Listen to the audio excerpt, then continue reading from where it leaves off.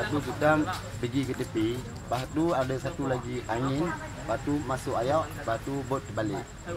Lepas tu kita minta tolong. Tak ada orang tolong. Lepas semua satu selek ada. Lepas tu kita kasih tenggelam tu, kasih potong itu bola. Lepas tu bagi yang had 3 orang bagi, yang satu bola tu kita pegang 3 orang. Lepas tu ada satu pakcik sudah lemah, kita mau tolong pun tak boleh tolong lagi, kita pegang sudah tak boleh pegang lagi, dia sudah perak. Dia lepas tu dia terus tenggelam. Lepas tu lepas, saya pun lepas, lepas tu saya terus lari kita 2 orang ni yang sebelah ni.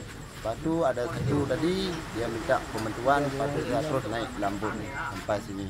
Itu ya. Tu perasaan awak hilang tu macam mana? Yang hilang ni agak-agak dekat, tak jauh lah. Pasal dekat dengan ni saja, dekat, tak jauh, pergi mana pun tak ada dekat. Lepas tu dia sudah lemah.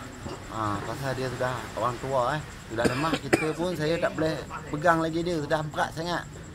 Ini pun orang pun besar, kita pegang 2 orang pun tak boleh. Tali bola tu pendek. Saya pun mau ikat dia pun tak boleh. Lepas tu pegang pun tak boleh lagi. Lepas tu lepaslah dia. Hilang terus. Pasal air tu sudah masuk dalam mulut. Itulah pasal dia lemah. Yang lain selamat. Yang lain ni selamat. Kita 2 orang, yang ni pun selamat. Yang ni selamat ada. Jadi bomba yang mai datang pergi ambil kita sampai sini. Kalau tak ada bomba tadi memang kita ni 2 orang pun boleh tenggelam juga. Pasal saya pun sudah lemah. Pegang satu bola 2 orang. Macam mana? Ada ombaknya dah. Ada ombak lagi tapi kita mulut. Anggap macam dia. Tak ada masa bot dia boleh terbalik tu. Pasal ombak pukul tak dapat. Ombak tadi. Ombak tadi buat. Ayak masuk. Lepas tu ada satu lagi ombak mai terus terbalik.